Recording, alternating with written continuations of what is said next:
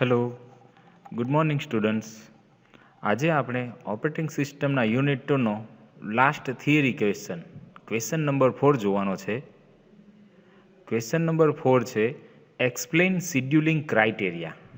એટલે કે scheduling criteria એનો મિનિંગ એમ કે તમે જે કંઈ પણ શિડ્યુલિંગ કરશો એનો ક્રાઇટેરિયા તમારે નક્કી કરવાનો છે કે ક્યાંથી ક્યાં સુધીમાં તમે શિડ્યુલિંગ કરશો એમ. તો આપણે આગળ જોઈએ. Scheduling criteria. Different CPU scheduling algorithms has different property. Different CPU scheduling algorithms has different property. અલગ અલગ પ્રકારના દરેક જેટલા CPU જેટલા પ્રોસેસર તમારું હોય જેવું પ્રોસેસર એવું એની પ્રોપર્ટી કેવી હોય છે અલગ અલગ હોય છે. આપણે તો કહેતા માણસના મગજ આમ અંદરનું મિકેનિઝમ એ ખરખું હોય પણ મગજની દ્રષ્ટિએ એની વિચારસરણી કેવી હોય છે અલગ અલગ હોય છે. CPUનું કામ બધું એ ખરખું જ આપે પણ જેવું પ્રોસેસર એવું એની property. In selecting which algorithm is to be used in a particular situation, we must consider the properties of various algorithms. આપણી પાસે ઘણી બધી ક્રાઇટેરિયા હોય સિલેક્ટ કરવાના. તો તમે સિલેક્શન કેવી રીતે કરશો? તો સિલેક્શન કરવા માટે which algorithm is to be used in a particular situation. કોઈ પર્ટિક્યુલર સિચ્યુએશનમાં તમે કેવા અલ્ગોરિધમનો ઉપયોગ કરશો એ નક્કી કરીને તમારે સિલેક્શન કરવાનું હોય છે. We must consider the properties of various algorithm. તો આપણે આપણી જેવી આપણી સિચ્યુએશન મુજબની કઈ પ્રોપર્ટી આપણને ફિટ બેસે છે એ મુજબ આપણે આપણો અલ્ગોરિધમ સિલેક્ટ કરવાનો હોય છે. Many criteria have been suggested for comparing CPU scheduling algorithm. CPU scheduling algorithmની કમ્પેરિઝન કરવા માટે ઘણા બધા ક્રાઇટેરિયા છે એ સજેસ્ટ કરવામાં આવે છે. Which characteristics are used for comparison can make a significant difference in which algorithm is judged to be best.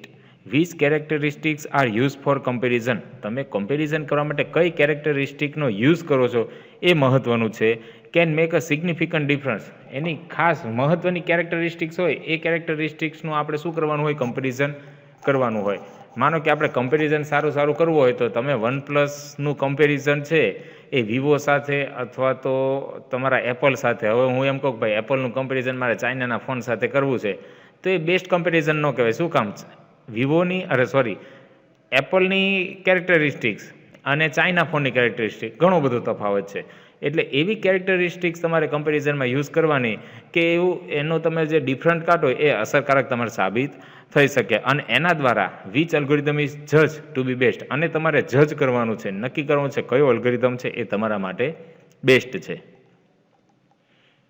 The criteria include the following. First criteria CPU utilisation. વધુમાં વધુ કેટલો CPUનો ઉપયોગ થાય છે એ પહેલો ક્રાઇટેરિયા છે. સેકન્ડ ક્રાઇટેરિયા છે થ્રોફૂટ. કેટલા ટાઈમમાં તમારું કામ પૂરું થાય છે એ અતિ મહત્વનું છે. ત્રીજું છે ટર્ન અરાઉન્ડ ટાઈમ. એટલે કે તમારો પ્રોસેસ એક્ઝિક્યુશન માટે આવે અને તમારી પ્રોસેસ પૂરી થાય એ વચ્ચેનો સમય. Waiting time. એટલે કે પ્રોસેસ આવી જાય છે રેડી થઈને અને એક્ઝિક્યુશનમાં તમે મૂકો એટલો વચ્ચે એને કેટલો ટાઈમ વેઇટ કરવો પડે છે એ ટાઈમ. અને છેલ્લું છે રિસ્પોન્સ ટાઈમ. પ્રોસેસ પૂરી થઈ ગયા પછી કેટલા ટાઈમમાં એનું આઉટપુટ તમને રિસ્પોન્સ કરે છે એ તમારો. આ ટોટલ 5 પ્રકારના એના ક્રાઇટેરિયા છે. CPU utilization, throughput, turn around time, waiting time and response time. અહીંયા આપણો આ ક્વેશ્ચન આગળ થિયરિકલ ક્વેશ્ચન આપણે અહીંયા પૂરો થશે. પછી દાખલા છે એ દાખલા આપણે ડાયરેક્ટ બોર્ડ ઉપર જ જોશું. જો આવી પરિસ્થિતિ ચાલુ રહેશે તો એનો પણ આપણે વિડીયો બનાવીને તમને મૂકી દઈશ. પણ એ દાખલા એક્ઝામ ટાઈમ જ તમને ચલાવીશ. હવે ખાલી આની અંદર શું છે CPU utilization, throughput, turn around time એટલે કે એને શોર્ટમાં TT કહેશું આપણે. વેઇટિંગ ટાઈમ એને શોર્ટમાં WT કહેશું. આ બંને થર્ડ અને ફોર્થ ટર્ન અરાઉન્ડ ટાઈમ અને વેઇટિંગ ટાઈમ આ બે વસ્તુ છે એ જ્યારે આપણે દાખલા ગણીએ ત્યારે આ બે વસ્તુનો આપણે ઉપયોગ કરવામાં આવશે. એટલે કહું છું ટર્ન અરાઉન્ડ ટાઈમને TT કહેશું અને વેઇટિંગ ટાઈમને આપણે WT કહેશું. હવે થોડુંક અંદર ડીપમાં જોઈએ આપણે. CPU utilisation. We want to keep the CPU as busy as possible. મહત્વનું કામ એ છે કે આપણી ઈચ્છા શું હોય તો કે CPUને બને એટલો આપણે મેક્સિમમ ઉપયોગ કરીએ, એને બિઝી રાખીએ. તો કે it may range from 0 to 100.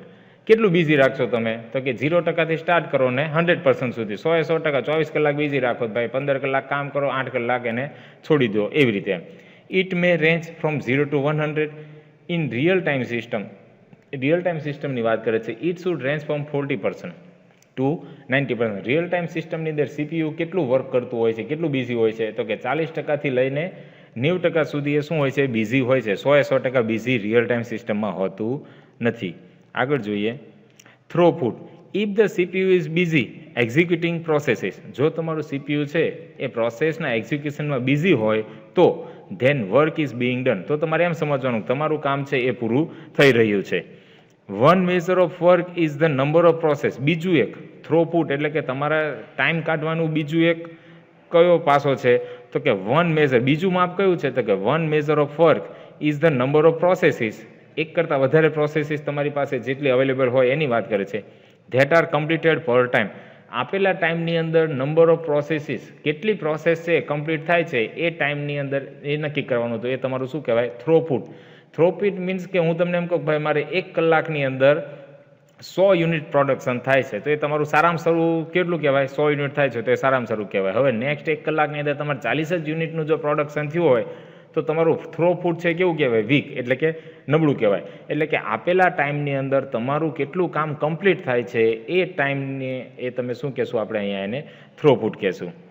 One measure of work is the number of process that are completed per time unit called throughput. For long processes this rate may be 1 process per hour. અમુક ઘણી લાંબી process હોય તો તમારું થ્રોપુટ છે કેવું હોય, એક પ્રોસેસ કદાચ પૂરી થતાં કલાક પણ થાય. ફોર શોર્ટ ટ્રાન્ઝેક્શન મે બી 10 process per second. જો લોંગ ટ્રાન્ઝેક્શન હોય તો તમારે 1 કલાકની પણ પ્રોસેસ થાય, અને શોર્ટ ટ્રાન્ઝેક્શન હોય તો તમારે 10 સેકન્ડમાં પણ એ કામ તમારું પૂરું થઈ જતું હોય છે. આગળ જોઈએ ટર્ન અરાઉન્ડ ટાઈમ. તો કે છે from the point of view of a particular process, કોઈ પર્ટિક્યુલર પ્રોસેસના પોઈન્ટ ઓફ વ્યૂ જોઈએ તો the interval from time of submission of a process, એટલે કે જ્યારે તમે પ્રોસેસને સબમિટ કરો છો એ time to the time of completion is turn around time. માનો કે હું પ્રોસેસને એક્ઝિક્યુટ થવા માટે 1 વાગે મૂકું છું અને એ પ્રોસેસ કમ્પ્લીટ થઈને 1:30 પાછી આવે છે તો મારો ટર્ન અરાઉન્ડ ટાઈમ કેટલો કહેવાય, તો કે 30 મિનિટ. એની ઉપર પ્રોસેસને એક્ઝિક્યુટ થતાં કેટલી વાર લાગે, 30 મિનિટ, તો એ મારો શું છે, ટર્ન અરાઉન્ડ ટાઈમ. એટલે કે છે at the time of submission of a process to the time of completion is turn around time. It is the sum of periods waiting to get into memory. It is the sum of periods waiting.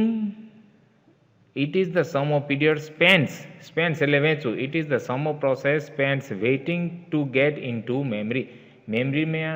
મેમરીની અંદર તમારી પ્રોસેસને લાવવામાં આવતો સમય એનો પણ તમારે શું કરવાનો, સમ, એનો પણ તમારે સરવાળો કરવાનો છે. Waiting in the ready queue, executing in the CPU and doing input output. ફરી વાર જોઈએ, it is the sum of, એટલે કે આ ટાઈમ છે એ કોનો સરવાળો છે, તો કે it is the sum of periods spent waiting to get into memory, એટલે કે તમે તમારી પ્રોસેસને મેમરીમાં લાવો, પછી વેઇટિંગ ઇન ધ રેડી ક્યુની અંદર કેટલો ટાઈમ વેઇટ કરે છે એ time, executing in the CPU એટલે સીપીયુની અંદર એક્ઝિક્યુટ કરે છે એ time, and doing input output અને ઇનપુટ આઉટપુટના કામ માટે જે સમય લે છે એ. પણ એની સિમ્પલ ફોર્મ્યુલા છે ટર્ન અરાઉન્ડ ટાઈમ ફાઇન્ડ કરવા માટેની, તો કે time of completion minus time of submission. Time of completion minus time of submission, એટલે કે તમારે ટર્ન અરાઉન્ડ ટાઈમ ફાઇન્ડ કરવો હોય તો શું છે એની ફોર્મ્યુલા, તો કે કમ્પ્લીટેશન તમારો જે ટાઈમ હોય એમાંથી તમારો સબમિશન ટાઈમને શું કરો, તમે બાદ કરો. અથવા તો બીજી એક ફોર્મ્યુલા છે સીપીયુ બર્સ્ટ ટાઈમ. આ તમને આપેલો હોય, આ તમને જ્યારે દાખલો ગણવામાં આવે ત્યારે આ તમને ક્વેશ્ચનમાં આપેલો હોય કે તમારો બર્સ્ટ ટાઈમ કેટલો છે. તો ટર્ન અરાઉન્ડ ટાઈમ ફાઇન્ડ કરવાની બીજી ફોર્મ્યુલા છે CPU burst time plus waiting time. તમારો વેઇટિંગ ટાઈમ અને બર્સ્ટ ટાઈમ બંને એડ કરો એટલે તમારું શું બની જાય છે, ટર્ન અરાઉન્ડ ટાઈમ તમને મળે છે. આગળ જોઈએ waiting time. The CPU scheduling algorithm does not affect the amount of time during which process executes or does input output. CPU scheduling algorithm does not affect એટલે અસર કરવું. એ કોને અસર નથી કરતું, તો કે ધ એમાઉન્ટ ઓફ ટાઈમ, કયો time, during which process executes or does input output. Input output થવા માટે અથવા તો એક્ઝિક્યુટ થવા માટે એને કેટલા ટાઈમની જરૂર છે એ ટાઈમ અહીંયા અસર કરતો નથી. મીન્સ કે એક્ઝિક્યુશન વખતે જે ટાઈમ છે એ ટાઈમ આને અસર કરતો નથી. તો કયો ટાઈમ, તો કે જે પ્રોસેસ રેડી થઈને બેઠી હોય પણ એક્ઝિક્યુટ હજી સુધી થઈ ન હોય તો એ બે વચ્ચેનો ટાઈમ છે એનો શું છે, વેઇટિંગ ટાઈમ છે. It affects only the amount of time that a process spends waiting in the ready queue. જો કયો ટાઈમની વાત કરે છે તો કે એને રેડી ક્યુની અંદર જે ટાઈમ માટે વેઇટ કરી હોય એ જ એનો ટાઈમ, એ આપણો શું છે? Waiting time. Waited time is the sum of periods spend waiting in the ready queue. Ready ક્યુની અંદર એને જેટલો ટાઈમ સ્પેન્ડ કર્યો હોય એ ટાઈમ છે એનો સરવાળો, એ એટલે શું કહેવાય? Waiting time. એની ફોર્મ્યુલા છે તો કે આપણે જે ટર્ન અરાઉન્ડ ટાઈમ મેળવીએ છીએ, ટર્ન અરાઉન્ડ ટાઈમ મેળવવા માટે શું આગળ વાત થઈ તો કે બસ ટાઈમ. ટર્ન અરાઉન્ડ ટાઈમની જે આપણે ફોર્મ્યુલા છે burst time plus waiting time. અને વેઇટિંગ ટાઈમ માટે શું છે તો કે turn around time minus CPU burst time. આપણો જે ટીટી ટર્ન અરાઉન્ડ ટાઈમ મેળવીએ એમાંથી આપણો બસ ટાઈમ બાદ કરીએ એટલે આપણને શું મળી જશે તો કે વેઇટિંગ ટાઈમ, એટલે કે WT મળી જશે. અને આગળ last response time. In any interactive system turn around time may not be the best criterion. Turn around time છે એ તમારો બેસ્ટ ક્રાઇટેરિયા છે એ કોઈ પણ સિસ્ટમની અંદર સાબિત થતો નથી. Often a process can produce some output fairly early and can continue computing new results while programs results while ફરીવાર often a process can produce some output fairly early. ઘણીવાર તમારી પ્રોસેસ થતી હોય તો એનું આઉટપુટ છે, તમારે પ્રોસેસનું આઉટપુટ છે જલ્દી પ્રોડ્યુસ થઈ જતું હોય છે ઘણીવાર, અને પછી કન્ટિન્યુ શું કરતું હોય છે? And can continue computing new results while previous result. જ્યાં સુધી પાછળનું રિઝલ્ટ ન મળે ત્યાં સુધી તમારા રિઝલ્ટ ઉપરની ગણતરી શું હોય છે? એની ચાલુ જ હોય છે. Are being output to the user. અને પછી જે આઉટપુટ છે યુઝરને આપવામાં આવે છે. એટલા માટે ઘણીવાર તમને આઉટપુટ પહેલાં મળી જાય પછી પ્રોસેસ થતી હોય છે, પછી ફાઇનલ આઉટપુટ મળતું હોય છે. એટલે કે છે કે ટર્ન અરાઉન્ડ ટાઈમ છે એ તમારો બેસ્ટ ક્રાઇટેરિયા સાબિત થતો નથી. Thus another measure is the time from the submission of a request until the first response is produced. જ્યાં સુધી તમારો ફર્સ્ટ રિસ્પોન્સ છે એ પ્રોડ્યુસ ન થાય ત્યાં સુધીનો તમારો ટાઈમ છે એ આઈ થિંક વેઇટિંગ ટાઈમમાં જ તમારે કન્ટિન્યુ કરવું પડે છે. This measures cold response time. અને આ ટાઈમને તમે શું કહો છો તો કે રિસ્પોન્સ ટાઈમ. અહીંયા રિસ્પોન્સ ટાઈમ આપણે દાખલામાં ક્યાંય ગોતવાનો આવતો નથી. આપણે બે જ ટાઈમની જરૂર છે, ટર્ન અરાઉન્ડ ટાઈમ અને વેઇટિંગ ટાઈમ. આ બેસતું થાય એટલે તમારા 7 માર્ક રોકડા દાખલામાં. This measures called response time is the time it takes to start responding. જ્યારથી એ તમને રિસ્પોન્સ આપવાનું શરૂ કરે ત્યારથી તમારો ટાઈમ છે એ સ્ટાર્ટ થાય છે. Not the time it takes to output the response. Response આપવા માટે એને કેટલા ટાઈમની જરૂર છે એ નહીં, ખાલી એને સબમિટ થવા માટે કેટલો ટાઈમ જોઈએ છે, રિસ્પોન્સ તમને આપે ત્યાં સુધીનો ટાઈમ છે એ જ તમારો રિસ્પોન્સ ટાઈમ ગણાય છે. The turn around time is generally limited by the spend of the output device. ઘણીવાર ટર્ન અરાઉન્ડ ટાઈમ, ઘણીવાર તમારી સિસ્ટમ લો હોય તો તમારું પ્રોસેસ થઈ ગયું હોય પણ આઉટપુટ આવતા વાર લાગે. આપણે પ્રિન્ટ કાઢવી હોય તો કંટ્રોલ P આપીને પ્રિન્ટનું ઓપ્શન તમે ઓકે આપી દીધું હોય પણ પ્રિન્ટરમાં કંઈક પ્રોબ્લેમ હોય ને પ્રિન્ટ જો તમારી ન નીકળે તો વચ્ચે તમારી પ્રિન્ટ આપી દીધેલો જે સમય છે અને જ્યાં સુધી પ્રિન્ટ ન મળે તો એ તમારો ટાઈમ છે એ ટર્ન અરાઉન્ડ ટાઈમમાં કન્વર્ટ થતો નથી. એ તમારે એમાં કાઉન્ટ કરવાનો હોતો નથી. શું કામ? તમને આઉટપુટ મળી ગયું છે, ખાલી તમારે આઉટપુટ છે એ તમારે ફિઝિકલી જોઈએ છે તો વચ્ચે તમારે જે ટાઈમ રાહ જોવી પડે એ ટાઈમને તમારે ટર્ન અરાઉન્ડ ટાઈમમાં કાઉન્ટ કરવાનો હોતો નથી. તો અહીંયા આપણો આ ક્વેશ્ચન પૂરો થાય છે, ક્વેશ્ચન નંબર 4. અને અહીંયા આપણું યુનિટ 2 પણ પૂરું થાય છે. હવે આ યુનિટની અંદર ખાલી આપણે 2 જ પ્રકારના દાખલા બાકી છે, એ એકદમ સરળ છે. એ આપણું આ બધું પૂરું થઈ જાય બધા યુનિટ પછી આપણે દાખલા લાસ્ટ એક્ઝામ ટાઈમે ભણાવશું. ત્યાં સુધી તમારું સેકન્ડ યુનિટ અહીંયા પૂરું થઈ ગયું. તો દરેકે દરેક 4 ક્વેશ્ચન જે આપણે ચાલી ગયા છે એ નોટ ડાઉન કરીને હવે પછી હું જ્યારે ઇન્સ્ટ્રક્શન આપું ત્યારે તમારે આ 4 ક્વેશ્ચન યુનિટ 2ના બતાવવાના રહેશે. હવે આગળ આપણે આ જ ઓપરેટિંગ સિસ્ટમમાં આપણું યુનિટ નંબર 3 ચાલુ કરશું. ત્યાં સુધી દરેકે દરેક ક્વેશ્ચન આન્સર લખી લેજો અને હજી સુધી જો તૈયાર ના કર્યો તો તૈયાર કરતા રહેજો. હવે તમારી એક્ઝામ ટાઈમ બહુ નજીક છે. Thank you.